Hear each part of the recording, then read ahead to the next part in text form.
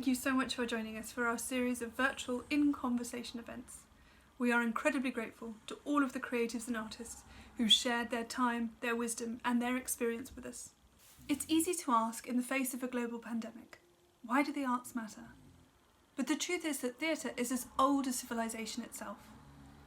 It's a place where we learn, we explore, and we share our common humanity. It's a pressure valve for society, a safe space in which to explore dangerous ideas. And above all, it's entertaining.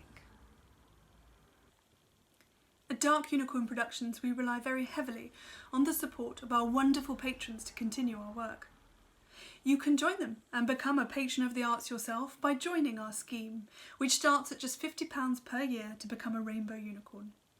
Be part of the Dark Unicorn family. Be part of the recovery and the future of theatre.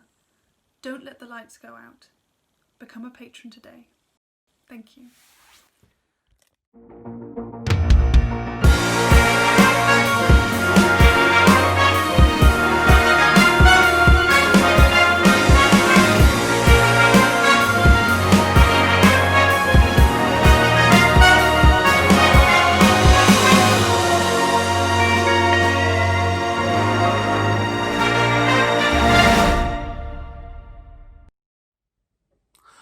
Hello, and welcome to another edition of Dark Unicorn in Conversation.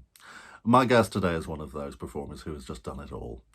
From his first major role as a 14-year-old in the iconic 1988 BBC adaptation of The Lion, the Witch and the Wardrobe, where he played Peter Pevensie, through to originating, or being the UK original, in some of the great musical theatre roles, such as Jack in Into the Woods, or Ugly in the Stiles and Drewe hit Honk. He has gone on to act with almost all of our major theatre companies and in many of our most beloved television series and films. He does it all with a great sense of optimism, which he speaks about, and a winning smile at all times. His name is Richard Dempsey, and we started off by talking about whether or not he was the only one in his family with an artistic bent. Long before we met in an achingly trendy casting studio in Fitzrovia, I can recall you as a child actor. But did you grow up in a creative household? Not at all. No, I'm from a family of sort of a sporting family, really. Both my brothers were into football, and my father was, and I wasn't. So that's how I discovered drama. So there's a local theatre in where I'm from, in Welwyn Garden City, called the Barn Theatre. There's another theatre now that's I'm not sure where it is, but called the Barn Theatre. But the one I went to was an amateur theatre, but it produced really interesting people and some really good actors and writers like Steve Thompson, who wrote some of Sherlock and some of Doctor Who, and a number of really good actors. But it was an amateur theatre that was set up in the 20s, I think. Welwyn Garden City used to have a film studio. And it was set up by Flora Robson, Dame Flora Robson, way back when. And it's still going strong. But so I used to go there as a kid, do youth theatre. And then I started to go to Sylvia Young Theatre School on a Saturday, just for some extra classes. And I signed with the agency and went for an audition for a certain C.S. Lewis show story. Well, I was going to ask by what process you ended up with, because that was... I suppose I don't think that wasn't by any means your first role, but it was the first sort of major public. It was. No, it really was my first role. Yeah, mm-hmm. I think I did a commercial first for National Savings Bank, of which I was dubbed by Daniel Evans. No, who I was also at drama school with, so that was very strange. I went for about 3 or 4 auditions, and I was so starstruck by all the kids there, because I was at comprehensive school and would go on a Saturday, but if I went for an audition, it was normally with the full-time kids, and they were all in Les Mis or Oliver or, EastEnders, and I was really starstruck. And we were all, I think there was about 30 of us, were marched from Sylvia Young's to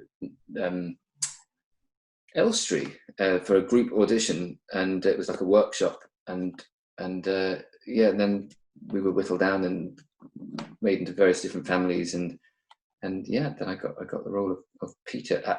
I was 14. I think. Gosh. I wish Mother and Nanny could have come with us. I don't think it's fair. They'll be right there, in all the excitement. What's that danger you mean? Don't talk such tosh. We are lucky, Edmund. We are going away deep into the countryside where we'll be safe. Yes, and you know why we'll be safe? Because in the country, nothing ever happens. Yeah. I mean, it was mandatory viewing in my household, I have to say, every Sunday night, and in millions of others. Was there a personal cost to being propelled into something like that at such a formative age, or did the benefits outweigh anything? Oh, the benefits definitely outweigh it. I mean, to be honest with you, I think I got off lightly because I did go to a comprehensive school. The other three were all from slightly more posher backgrounds, and they were at private schools. And where I went to school, it's just, I think people didn't even mention it. I think once it was on, everyone was a bit too cool to mention it. And then I did another series. We did The Lion, the Witch and the Wardrobe in '88, I think it was. So and then the year I would have been doing my GCSEs, I did Prince Caspian. And they shot that back to back with The Voyage of the Dawn Treader, of which I wasn't in because Peter leaves at the end of Prince Caspian. No, I mean, what I would say is that it never quite leaves me, and it's something that I love, but it's something that is always going to be with me, and it's a lovely thing, really lovely thing. And if generally if it's people over the age of maybe 35, it's special to them. Anyone younger knows the Disney version. Or there's people that know both and they each have a favourite. It depends. Gosh, yes, I suppose it's you don't want to get into competition between versions. Well, there's a lot online. You'll see there's people like everyone's, it's like anything, isn't it? They have their whatever they saw first and whatever made them connect to it. You went to Guildhall to train, is that right? That is right. Yes, yeah. I've asked a lot of guests this who've come on who are performers, but as time moves on, do you think that sort of conservatoire training still forms the best way to prepare yourself for the industry? Depends on the individual, and I mean, I'm sure you've heard things are changing a lot in conservatoires and drama schools. I'm going to put my glasses on now. You so much better.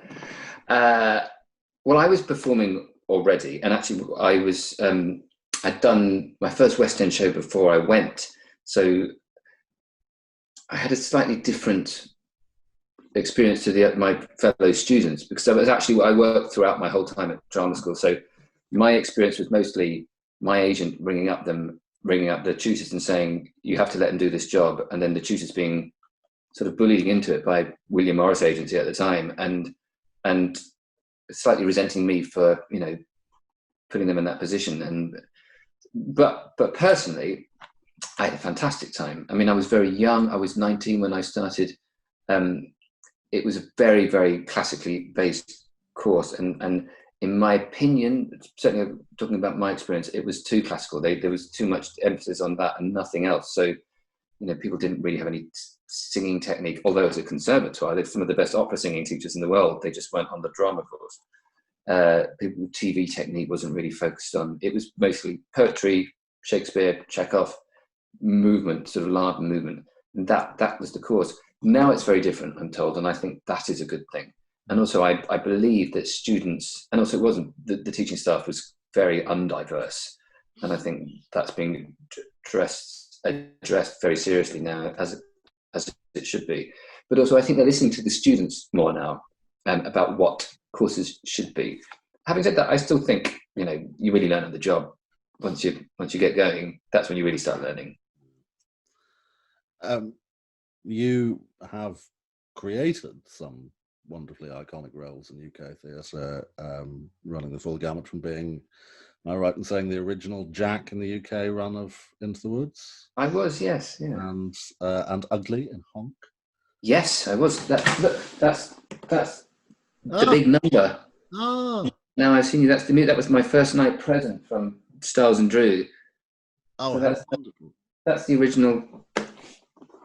Well, we had when we as people who watch our channel may know, we spent the early part of lockdown running a monologue and musical marathon for actors. Indeed, we did have one of the 100 that came through with a rendition of Different. Yeah, very sweet boy. Did they honk when they did it? They did honk. They actually just sing. I always wonder that because because in the show, obviously, you're playing the character, but I think, how do people do that if they do it for an audition? Do they actually just do nothing, or do they actually honk? Or it could be anything. He gave some pretty good honk acting going on. Bless him. He was a final year student at the Royal Welsh and had a show cancelled, so it was nice to him. Great. How do you personally balance the freedom of being? I mean, I suppose there is a certain amount of freedom being the first person to take on that role, whether it be at all or in your country, with the weight of expectation that there might be from fans of the authors. Is it something you can even think about? Might be fans of the authors. I'm saying how do you balance the freedom of being able to create the role with the expectations that there might be from audiences who are big fans of that particular author? Oh, I see what you mean. Well, certainly when with Into the Woods, I was too young and stupid to think about it. I mean, and if anything, actually, I was a fan myself. I was a fan of the Broadway production. I'd been listening to the recording. Suddenly there's a big, tall, terrible giant at the door.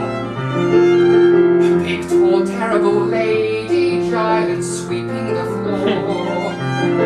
And she gives you food and she gives you rest. And she draws you close to her giant breast. And you know things now that you never knew before. Not till the sky. With Honk, again, Stiles and Drewe were emerging at the time. They'd done Just So, which is another one of the shows that I ended up doing later in my career. But they'd done it. There'd been a production at the Tricycle, and at the Watermill, I think, of Just So. And they'd actually, the truth is, people often say I created the role of Honk. But there had been a previous production at the Watermill where it was originally called The Ugly Duckling or The Aesthetically Challenged Duck. And it was pretty much the same show. So another actor did it for me called Craig Purnell, I think, who's very, very good. But that the production that we did became Honk, and it went to the National and it won the Olivier Award and beat The Lion King. As well it might. We've talked about you just mentioned the Watermill, and certainly one of the companies that did a lot of work there, which you also worked with, was Propeller, Yes. Ed Hall's all-male Shakespeare troupe. What for you made the dynamic of returning to that very traditional method of casting Shakespeare work? How was that for you? Well, I mean, firstly, I struggled with Shakespeare at drama school, and certainly at school. I had done a production of A Midsummer Night's Dream at the Royal Shakespeare Company where I played flute, which is a great part, but it's kind of an easy part if you're, someone that struggles with Shakespeare. So I was terrified, really. And I have to say, the old school method of speaking Shakespeare is completely embraced by Ed Hall, and it's what his father sort of led at the RSC. So we had the same academic, I can't remember, Roger Warren, I think maybe his name is, who's an Oxford academic, an expert in speaking Shakespeare, who's very, very strict about adhering to the iambic. So I'd been trained at Guildhall to not really think about that and just think about the thought and the breath. But actually I found observing the iambic more useful than anything, because it sort of gets you out of your head and it takes all the fear away. You just have to observe the rhythm, and actually Shakespeare does a lot of the work for you. Ed Hall's got a theory that you can take someone off the street, take the bin man, teach him the rules of the iambic and breathing at the end of each line, and he'll be as good a Hamlet as anyone. Not everyone would agree with that, but that's certainly Ed's. And I agree with him, actually, because for me, I find it hugely liberating. And I work with students sometimes, and I see it. I see it work. Yeah, I mean, certainly it was when I trained, it was Peter Hall's technique that was espoused by the chap who taught us. It sort of was in fashion, then it went out, and then it came back, and it's like anything bitter. I find it. I do and I don't use it insofar as occasionally it makes more sense for the audience to make it slightly more conversational. But I find that it's incredibly useful in learning the lines. Yeah, absolutely, exactly. I think once you know it, then you can play with it. But once you have it as a technique, it liberates you, and then you do what you want with it. Yeah. And the I mean, it's obviously Propeller has been it lost its funding and it's been sort of slightly in the mothballs for a little while, and whether an all-male Shakespeare company would see the light of day again remains to be seen, I suppose, in lots of different ways. But how was that as a work environment? Well, I mean, firstly, exclusively, I can tell you, Propeller is coming back. It was due to come back, and it was coming back certainly with women as well, but with people still swapping genders and playing around with gender. I found it very interesting because I went to a boys' school, a Catholic boys' school when I was growing up, and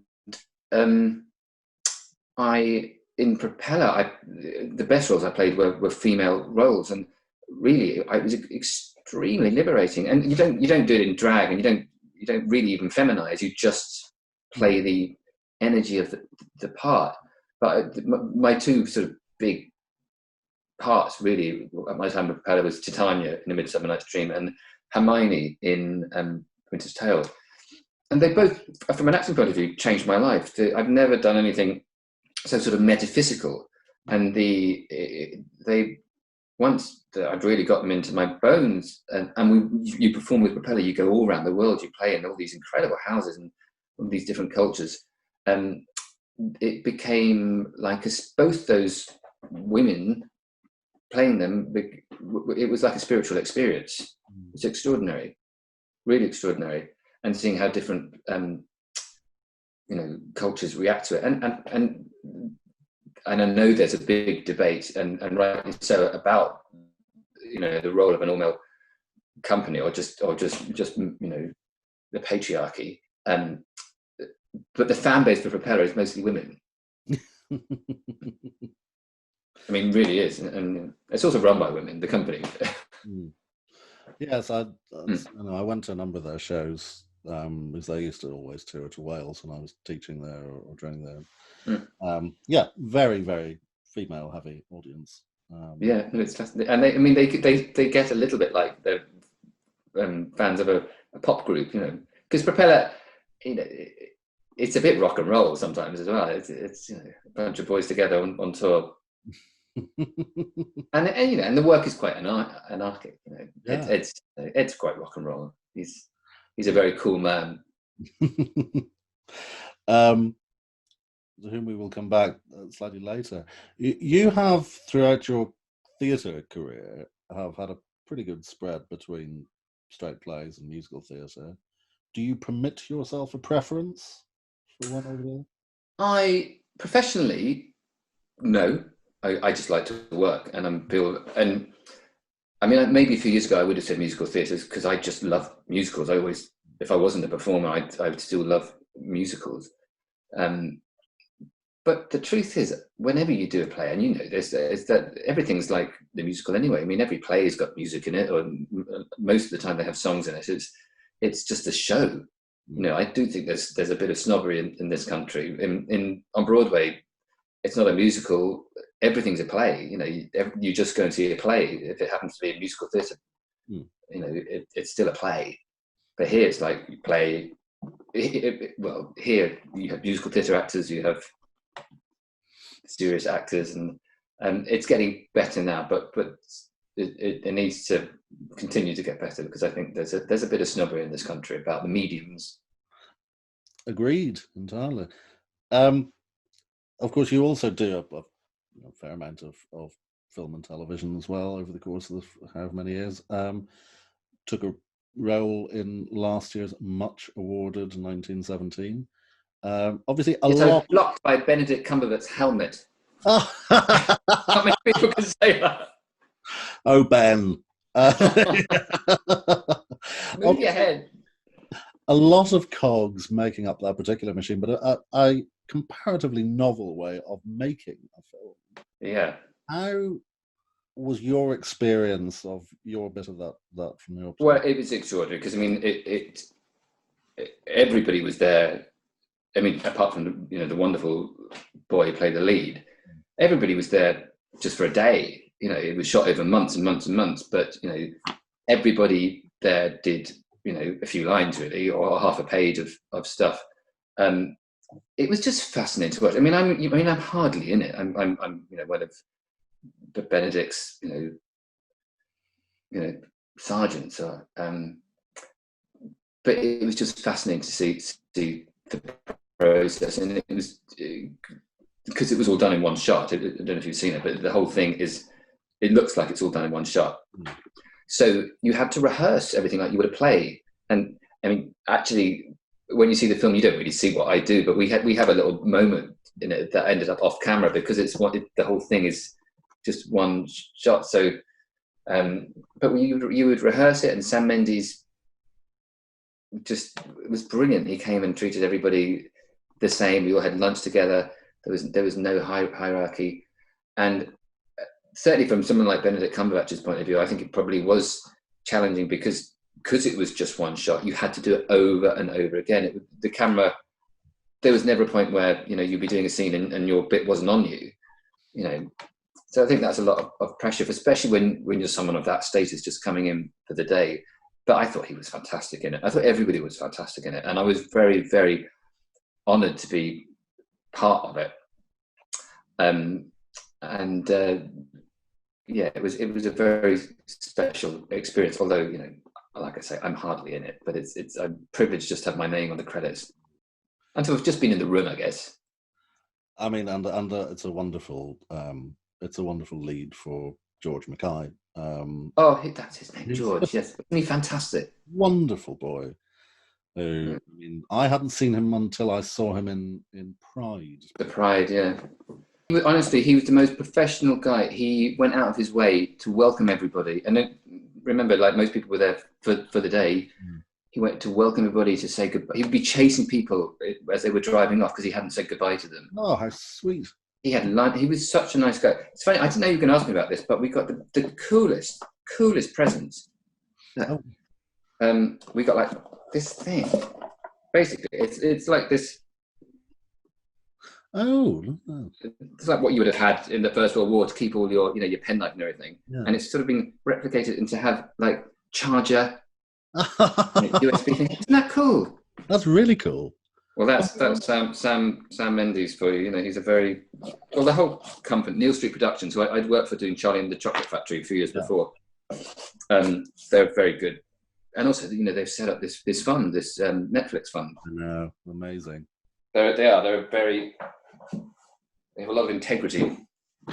I'm glad I sat in this position. I don't normally sit in this position. I've got access to everything here.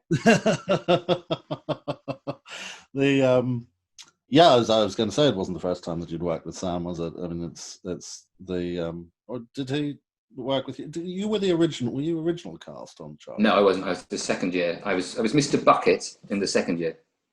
Right. Okay. But they when we went in, there were a few changes. So he came in and did some work with us, and he came back a few times to see it. Yeah. Yes, bless him. It was that was a hell of a show, Charlie. It was. I felt it. I always felt it sort of deserved a bit more than it got. Really, I would have liked to have seen that go on a little bit longer, but it was. I mean, visually, that was a tremendous. That set was extraordinary. I mean, that set could only have been in the Theatre Royal Drury Lane. It was so huge. I mean, the set almost was the star of the show. I mean, apart from whichever child was playing Charlie, because all the Charlies were extraordinary. Yeah. I loved it. I mean, I really loved it, and I got to play Willy Wonka a few times, which was terrifying and a thrill. I was like the emergency Willy Wonka. If there was a nuclear war, I got chucked on to do it. But it was it was quite an experience. His big number in it actually it must be a hell of a sing. Which one? The must be seen. Yeah, must be believed to be seen. Oh yeah, well done. Remember, yeah, and also it's terrifying. That first entrance was terrifying because you're not on really for most of Act 1, and then you've got to come on at Theatre Royal Drury Lane and do this enormous reveal, and it's the first thing you do is a trick because you're dressed as the old man. Yeah, and then suddenly there's this, and then you appear and you're Willy Wonka. And you've got to stand up really straight. The first time I did it, I stood up so straight the hat flew off. Did the whole number like without the hat. You have you've dipped toe into quite a number of prominent TV series in one form or another, from the Doc Martens to the Downtons, and much else in besides. I've had a number of guests on here who've done similar insofar as they've maybe had a guest role, or they've popped up a few times in something like that. I'll ask you as I ask them. As a performer, obviously it is another job, but do you find that there is a bit of something extra, whether it's an additional weight or something to it, given the established success of a series? If you're going... Oh my goodness! I mean, I was a massive fan of Downton. Leslie Nichol, who plays Mrs. Patmore, is one of my best friends because she was Mrs. Beaver in The Lion, the Witch, and the Wardrobe. Ah, yes, of course. So I was very familiar with Downton, but also the episode that I did was directed by Ed Hall. Oh wow! So that's why I was doing it, But no, I loved it, and I'd worked with Jo. Gosh, I can't remember her surname. Jo, who plays the lovely maid in it. Jo. Froggers. Yeah, Frogger. Yeah, I mean, I did a series with her called Island at War about 10 years previously, and got on really well with her. So I was really pleased that my scene was with her. It was just great, and then it was literally like this. She'd been doing it for about 3 or 4 years anyway, and she'd be chatting like this, and then we get action, and she'd just do her scene, and of course, everyone else is a bit more, nervous. But it was great. It was a really great experience, and it was another one that I was there like a fan. I loved the show, and I was just so pleased to be part of it. Over the course of the last 6 months, obviously, there's been. I was going to say there's been a lot happening, but there's actually not been very much happening at all.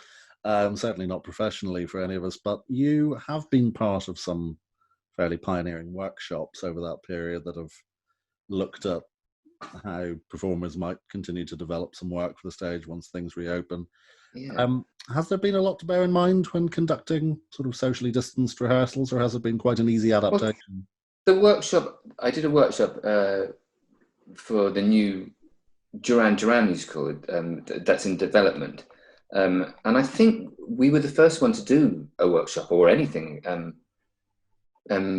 It was fascinating. I mean, it was very strict because it was probably about 2 months ago that we did it.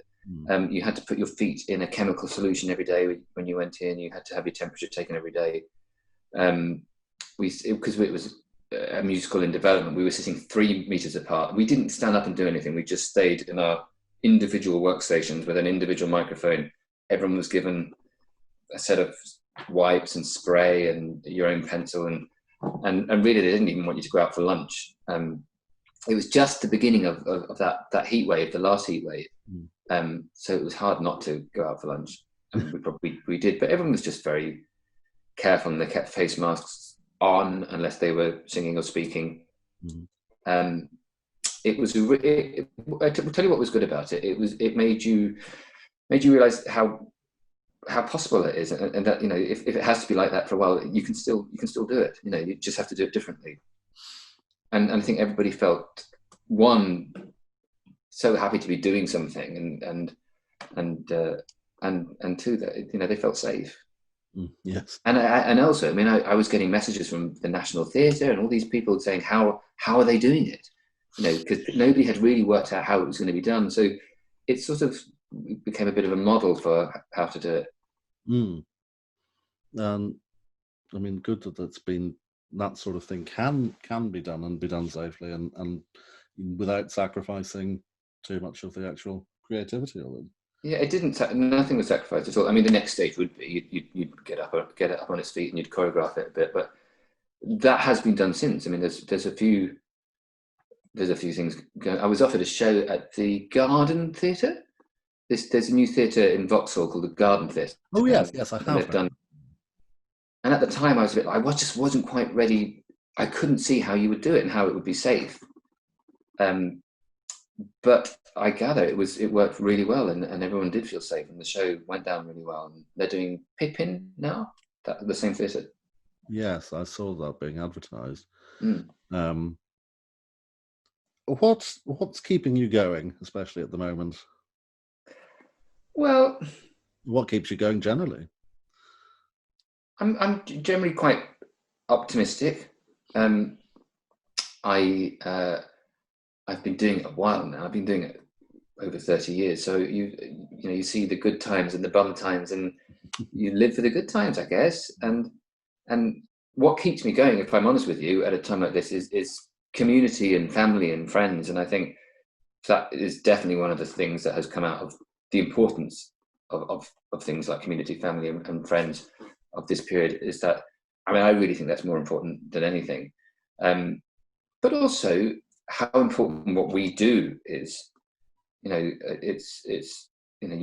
really miss it. They really miss that live experience. And we know that TV drama and Netflix and all the wonderful things that are on have also kept people going. So, Yes, I think people forget that when they think about, it's, we put out a statement there last week after Andrew Lloyd Webber had given his evidence to the Culture Select Committee and had said what he had to say, and we put out a statement basically associating ourselves with it as a company and saying that how the government had failed to realise the importance of what we do, not only artistically but economically, and how it feeds into a lot of other sectors as well. We had one person who commented on it online saying entertainment needs to take a back seat at the moment. He said entertainment should be taking a back seat at the moment. You shouldn't be looking for anything. And I did sort of say, well, respectfully, it's as much an industry and an employer and a source of livelihood as anything else. But I didn't really have to say too much because everybody else waded in after me. Yeah. Saying, oh, have you? I take it you haven't turned your television on. What have you been doing for the last 6 months? You read a book? Did you watch a movie? Did you listen to Radio 4?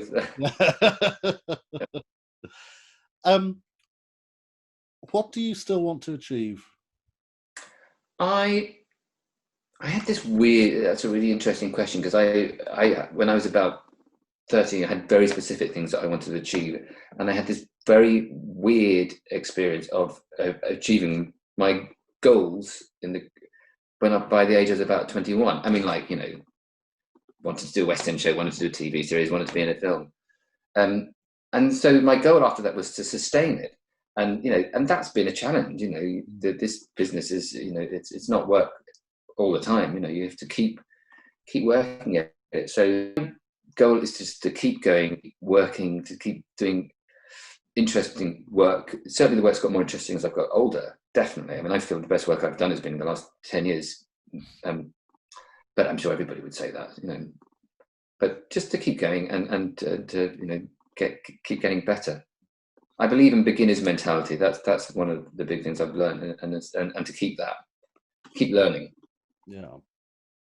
Though, it must also be said that, while the opportunities no doubt have changed as time has passed, you are also probably regarded as having something of a picture in the attic. No excuse for how youthful. This is particularly good light today. It doesn't have when you put your glasses on it. Makes the bags bigger. We do a section in each episode where we it's more sort of to memorialise one of the casualties of 2020 in front of Inside the Actors Studios, James Lipton, who died earlier in the year, and who used to finish every... wasn't he great? Wonderful. We loved him. I think you should take up his mantle. Maybe this is what I should be doing, yeah. You'd be very good at it. I can go prematurely maroon. But you've got your own hair and your own colour. maybe in 40 years. Maybe, perhaps. We shall see. Oh yes, actually, because he was about 90 odd, and he had 25 years. Yeah, Gosh, was he? around about the same age. He finished each interview with the same 10 questions before opening to the floor, and so I am stealing those 10 questions as he did in his time. Oh yeah. So, what's your favourite word? Family. And what's your least favourite word? No. A question, and this is how he asked it, so I'll ask you and answer it in whatever way you like. What turns you on?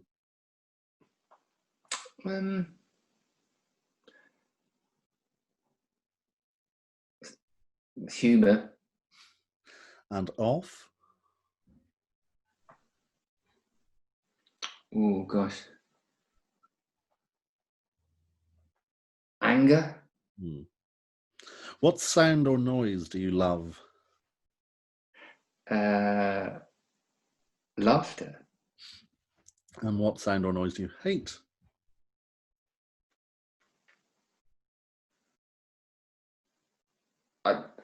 The South Circular outside my house, like noise of traffic, pollution. What is cars? The noise of cars. What is your favourite swear word? Oh fuck. Well, what profession other than your own would you like to attempt? I mean,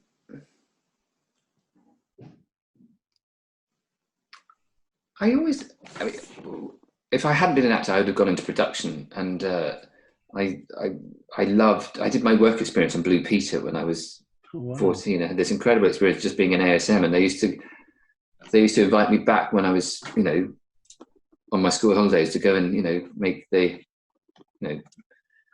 here's one I made earlier model, or, and so it was, so I still would like to sort of, be part of that world, maybe, one day.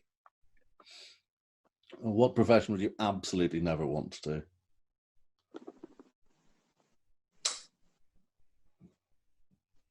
do? Politician. Whatever your beliefs in life may have been, if when your time comes, you open your eyes the far side and discover that heaven does exist, what would you like to hear said to you on arrival? Is that one of the questions? One of his questions? That's a good one.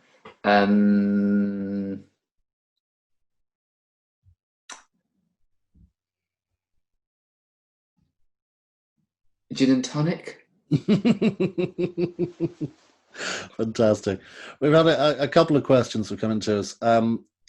Mary from Doncaster asks, do you have a favourite theatre or theatre company in which to work? Favourite theatre company? Well, I mean, it's lovely working for the Royal Shakespeare Company. It's favourite theatre, any of those gorgeous Matcham theatres. I think, Drury Lane is very, very special.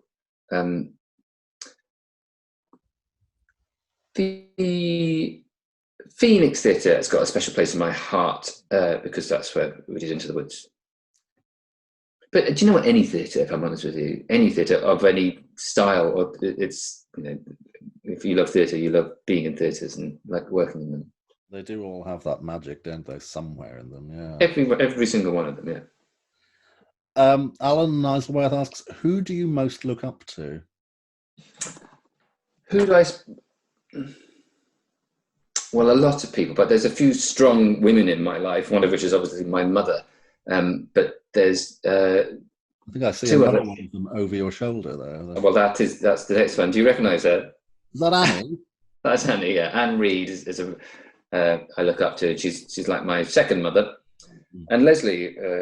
Mrs. Patmore, Leslie Nichol, they're like there's the three strong women that I look up to.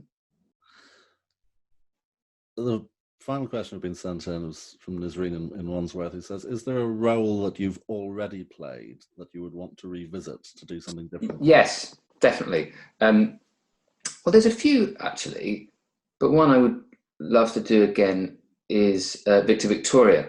I did it at Southwark Playhouse with Anna Francolini about 6 years ago, and we had a great time. We just loved each other. We loved doing it. It was just a really great show, and I think I might have been a bit young to do it at the time. And I think it's a show. I think both of us could do it 10 years later, or even 20 years later. Certainly, Julie Andrews did it when they did it on Broadway. When Julie Andrews did it later in her life, when she lost her voice, sadly. I think she was probably in her 50s. Yeah, because she was pushing 60 when she lost her voice. So she there you go. She would have been, yes, yeah. Yeah, she's 85 now. Gosh. Wow. Richard Dempsey, thank you very much indeed. Thank you for taking the time. It's a pleasure, Paddy. Nice to see you again.